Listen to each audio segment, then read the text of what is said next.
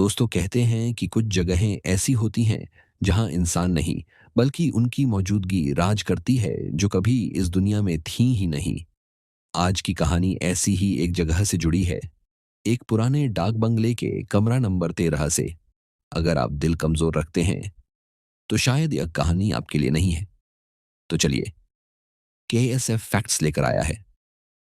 डाक बंगले का कमरा नंबर 13। मेजर रमाकांत मिश्रा बिहार के सिवान जिले में पोस्टेड थे। अचानक एक ऑफिशियल टूर के दौरान उन्हें रात गुजारने के लिए एक पुराने डाक बंगले में ठहरना पड़ा। इस बंगले के बारे में गांव वालों का कहना था कि साहब, रात में यहां रहना ठीक नहीं, पुराने जमाने की परछाइयां जाग जाती हैं। लेकिन मेजर जैसे लोग इन बातों पर ध्यान नहीं देते। जंगल के बीचों बीच लाल ईंटों से बना वो डाक बंगला किसी मुर्दे की तरह शांत खड़ा था। खिड़कियां टूटी हुई, दीवारें काई से भरी, और सबसे डरावनी बात, ऊपर लगी नेम प्लेट पर लिखा था रूम नंबर। Room number 13। थरन डाक बंगले का सिक्योरिटी गार्ड, जिसका नाम हरिराम था, मेजर को कमरे तक लेकर गया। लेकिन कमरा देते समय हरिराम ने एक अजीब बात कही। हरिराम साहब, कोशिश करिएगा, रात के 12 बजे के बाद कमरे से बाहर मत निकलिएगा, और अगर दरवाजा खटखटाने की आवाज आए तो खोलना मत। मेजर ने हंसते हुए इसे मजाक समझ लिया।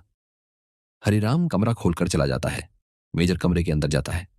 कमरे में दाखिल होते ही एक ठंडी नुकीली हवा मेजर के चेहरे से टकराई। कमरा साधारण था। एक पुराना बिस्तर, एक टेबल लैंप, और दीवार पर किसी अनजान औरत की पुरानी धूल भरी फर्रेम की तस्वीर।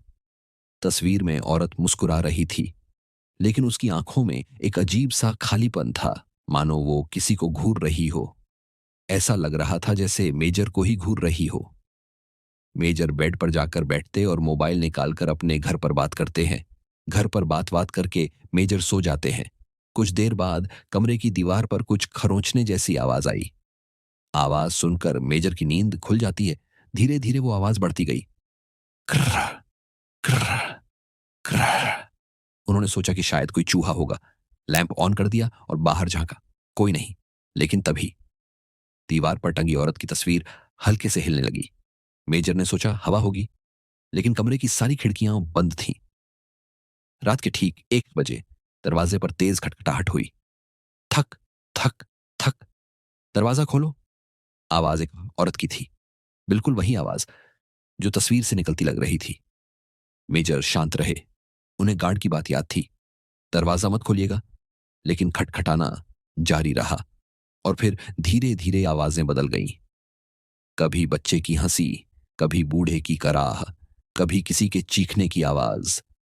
कमरे में अचानक ठंड बढ़ने लगी। टेम्परेचर ऐसा लग रहा था जैसे कोई फ्रीजर का दरवाजा खुला छोड़ गया हो। तभी टेबल लैंप अपने आप ऑन ऑफ होने लगा, और एक पल में कमरे की सारी लाइट बंद। अब सिर्फ तस्वीर चमक रही थी, जिसमें उस औरत की मुस्कुराहट धीरे धीरे खतरनाक होती जा रही थी। और फिर तस्वीर से धुआं निकलने लगा। उस धुएं के बीच एक आकृति उभर रही थी। एक औरत जिसका चेहरा आधा जला हुआ, लंबे उलझे बाल, और उसकी आंखें सिर्फ सफेद। वो धीरे धीरे कमरे के बीच में आने लगी। औरत ने फुसफुसाते हुए कहा, क्यों आया है मेरे कमरे में? यह कमरा मेरा है, 13 नंबर। यहां इंसान नहीं रहते। यह देखकर मेजर डर गया था, लेकिन उसने साहस जुटाकर पूछा, तुम कौन हो? औरत ने अपना जला चेहरा आगे किया। मैं सावित्री, यहीं इसी बंगले में 13 नंबर कमरे में मेरी हत्या की गई थी, और जब तक कोई इस कमरे में रहता है मैं भी उसके साथ रहती हूं। उसकी आवाज अब गूंजने लगी।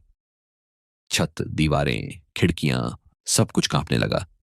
मेजर कमरे से बाहर भागने की कोशिश करते, लेकिन दरवाजा अपने आप बंद हो गया। औरत अब बिल्कुल उनके सामने थी, बस कुछ इंच दूर। जैसे ही वो मेजर की गर्दन पकड़ने वाली थी, अचानक बाहर से हरिराम की आवाज आई, साहब, मंत्र बोलते रहिए, आंखें बंद कर लीजिए। हरिराम ने कमरे का ताला तोड़ा और पूरा कमरा राख की गंध से भर गया। औरत हवा में चीखती हुई गायब हो गई।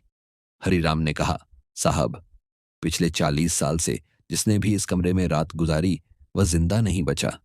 अगले दिन सुबह उसकी लाश मिलती है। मेजर कांपते हुए बोले, यह कमरा हमेशा के लिए बंद करा दो। उस दिन के बाद उस बंगले को हमेशा के लिए बंद कर दिया।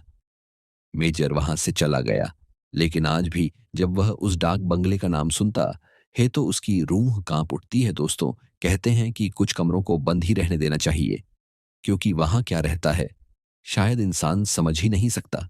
यह थी आज की डरावनी कहानी, डाक बंगले का कमरा नंबर 13।